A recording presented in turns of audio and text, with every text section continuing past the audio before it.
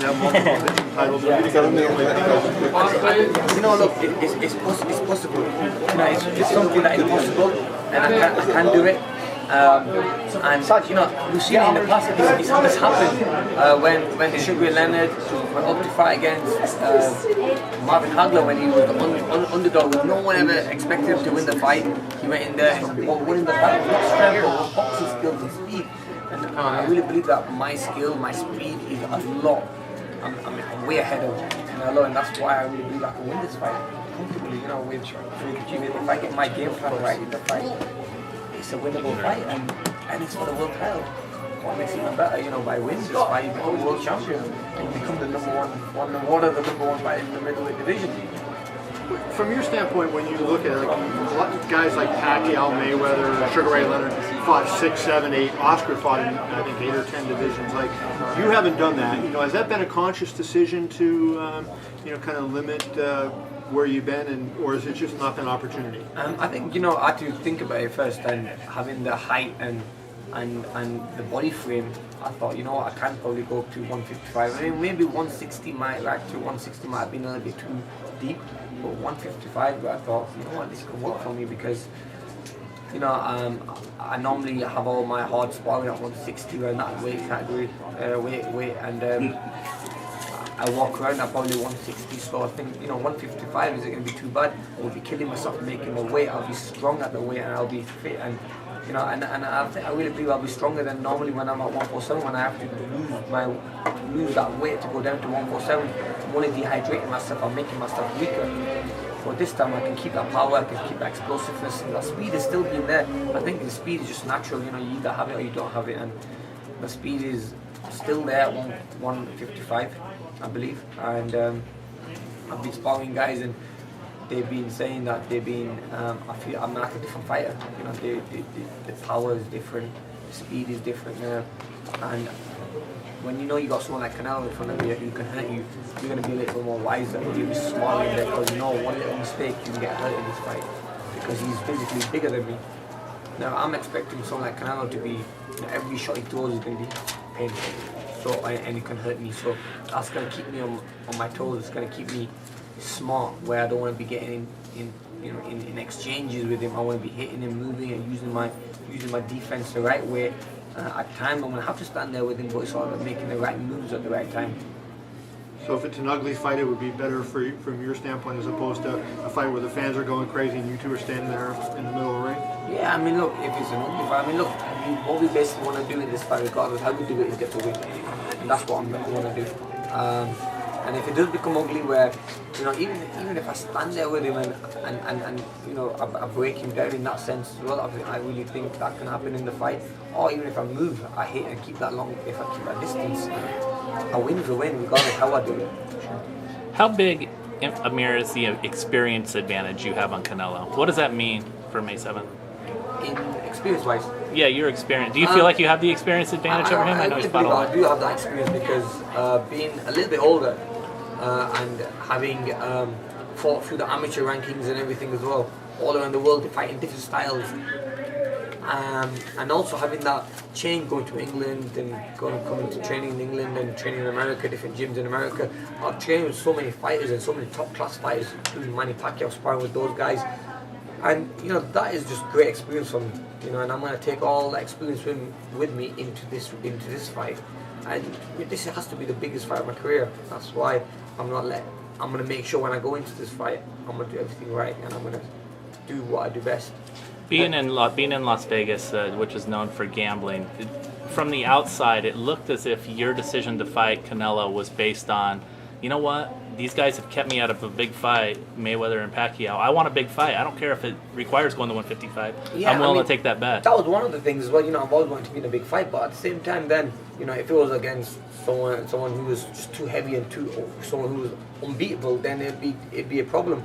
But because when we sat down with my team, it was Canelo, and I saw a few fights with Canelo, and I thought, this guy's beatable. The last person to beat him was Floyd Mayweather. The way Floyd Mayweather boxed him and beat him. He's had very tough fights against other boxers like Lara, Austin Trout. Now, a good boxer would give him big problems. You know, and I really think I'm a good boxer where I could give him those problems. So I thought, you know, it makes sense where it's a big fight at the same time as a fight I can win and for the world title. Amir, you mentioned you compared this to the Leonard Hagler fight. If you're to win this, do you think it will be as close as that as well? I mean, if for me to win this fight, I have to win it. I mean, I have to win it quite clearly. I really believe. It's not about winning it closely. I want to win it. I don't want people thinking, oh, it was a close fight. It could have gone either way. I want to go into this fight. I want to win it clearly. You know, winning it with a couple of rounds at least, just instead of 1 or 2 rounds. I want to win it by a couple of rounds. Is that a reflection of the fact that you're kind of the away fighter as well when the judges? I'm also a away fighter, yeah, sometimes being an away fighter. I mean, I am the away fighter, but because I fought here so many times myself, it doesn't feel like I'm the away fighter. I mean, I think I'm 6th outing here. And, yeah, I mean, but, you know, like in every fight, you know, one thing about me is even any fight I'm in, I like to kind of push it and make sure that I'm showing that I'm going to win this fight. Amir, you have a new video game out. Have Yeah. you had a chance to beat Canelo in the video game yet? Yeah, many times. And how do you beat him? I mean, look, on the video game, it's a jab. The jab is the key for every fight. If you have a good jab, it's the jab that wins you fights. Combinations, throwing the right combinations, you know, having the right footwork, having the right distance, throwing the right quick shots and throwing the power shots at the right time. Not just throwing any shot. I mean, look, in the past, I've thrown punches, not thinking of the comeback of my opponent and what he's going to do back. I've thrown shots thinking nothing's going to come back or not really being focused, and I've been caught on the way being in my defense, well, not having no defense. And whereas now I think I'm much more of a smarter fighter. I've got the age behind me as well. I've got the experience behind me. Whereas now I know there's always going to be something coming back. Against someone like Canelo, I know something's going to definitely come back. He's a world champion. You have to respect that. And if something does come back, it's going to be hard. And so I have to be on my A game. I have to be ready for every move he makes. Andre Brito just won. He and Andre Ward and Adrian Broner all are pulling for you and rooting for you. What have they told you about your fight with Canelo? First of all, they said it's a great jump for me to take this fight. And it's a great message to send to other young fighters out there that look, you should take these big fights. This is what boxing is about, giving everyone the biggest fights. And if you want to be known as a great champion, you have to take these risks sometimes. But they've been very supportive. Andre Wall, Andre Brito, and everyone, they've been very supportive, telling me in the gym what I should be doing. I should do what I normally do best.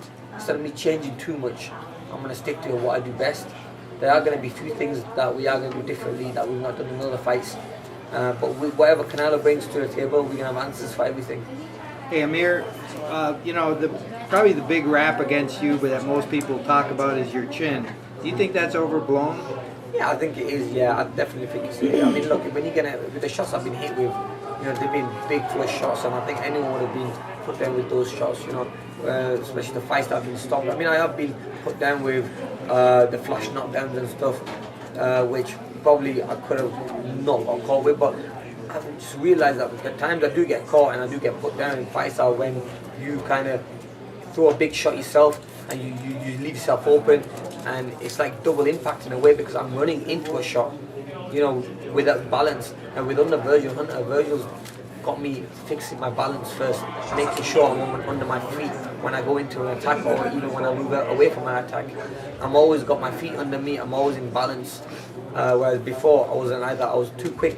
My hands used to move quick, my feet used to move too quick, and I used to be off balance. So if I get hit with a good clean shot, I'm gonna fall or I'm gonna be off balance or something. So whereas now we've kind of fixed that. If you look at my last few fights under Virgil, you can see that my balance is everything. And by fixing the balance, it's definitely fixed that part of it, yeah. And Canelo likes to counter punch a lot. I'm sure you've seen that. Yeah. So do you really have to, like you said, you're going to watch out that he doesn't get you, but that seems like where he knocks out most of his fighters is off counter punching. Off counter punching, yeah, and it is going to be like a game of chess at times. He's going to be putting a lot of pressure on me as well, pushing me back. But we just have to be smart in there. We have to remember that he is going to throw something back.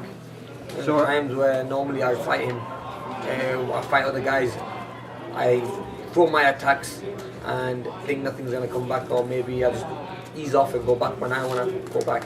But this time against Canelo, I know that something's going to come back quick and it's going to come back hard. Do you need to feint more then, given the fact that, you know, what goes on? There's a few things that we're going to be doing in this fight, you know, and that's going to help me a little bit, the feinting, good movement.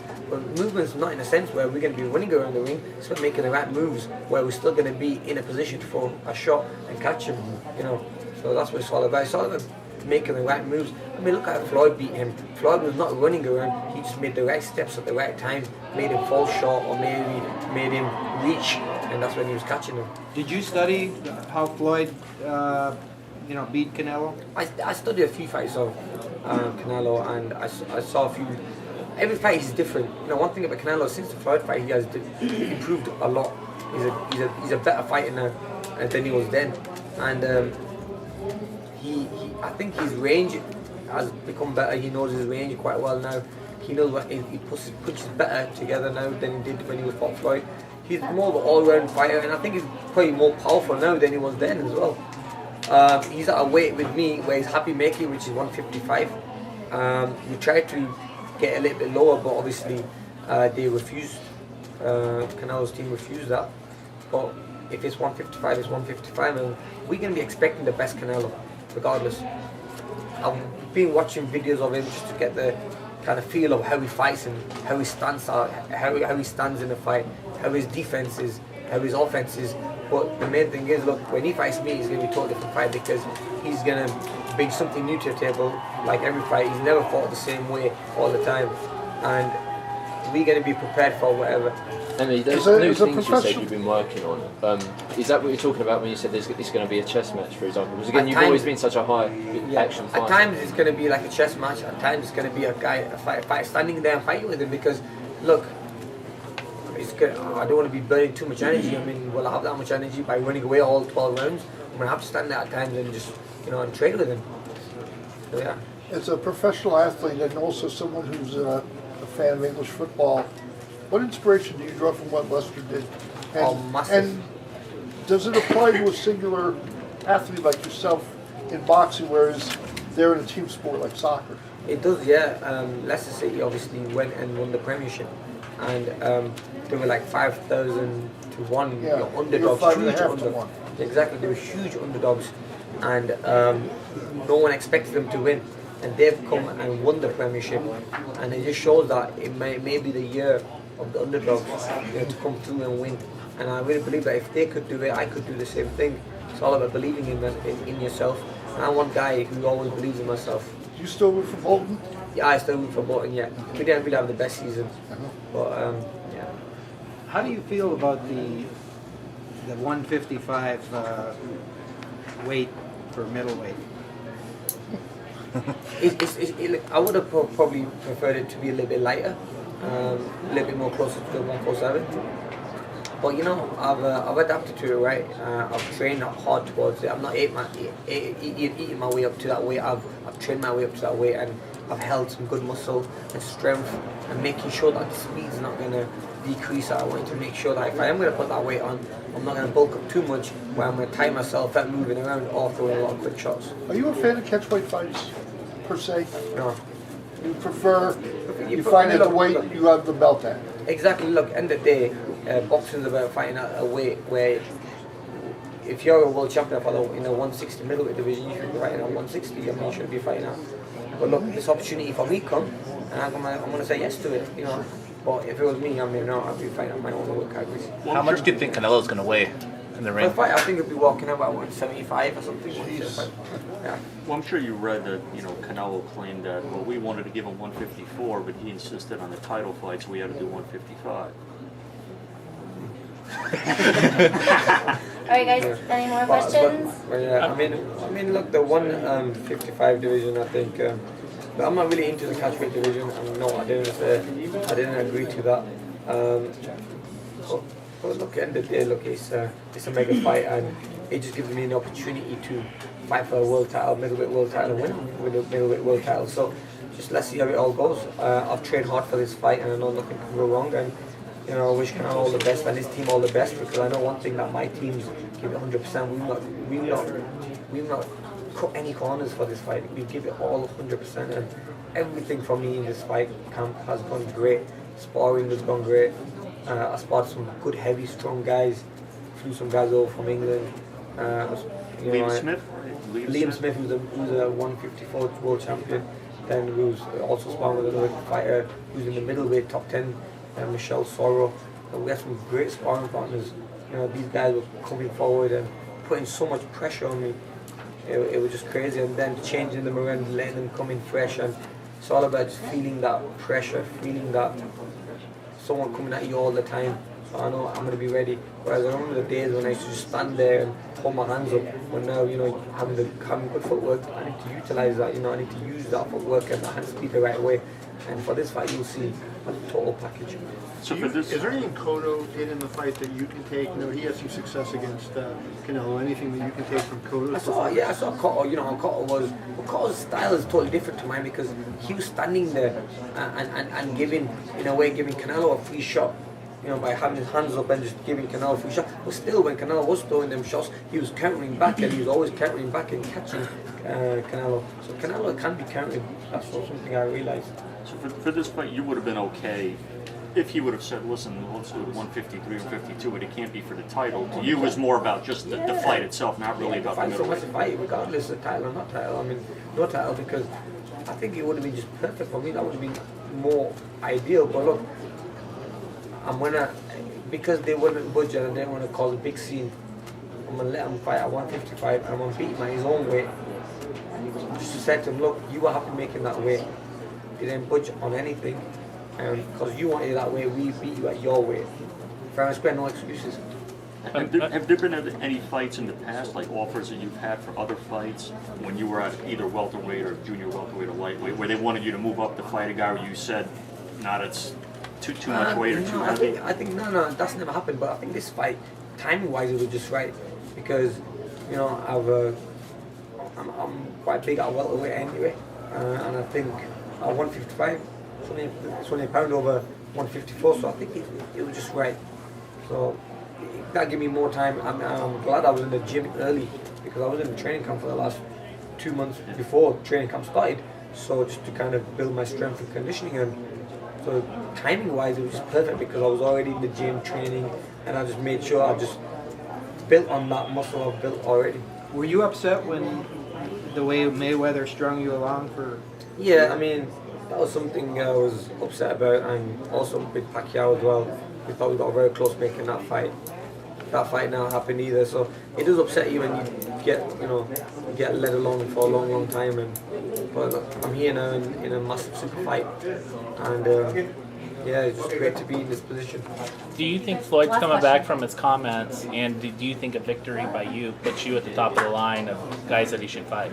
I think he definitely put a victory on this fight will definitely put me on top of the line if Floyd does come back. But if he comes back, he comes back. I don't know if he's gonna be honest with you. Did you see his comments? I've seen his comments, but I just think he's a little bit bitter with having not seen his face on the MGM and people not talking about Floyd Mayweather on Cinco de Mayo weekend, but talking about myself and Canelo for this fight. See you guys tomorrow. Thank you guys. Oscar's coming. Thank you. Thank you.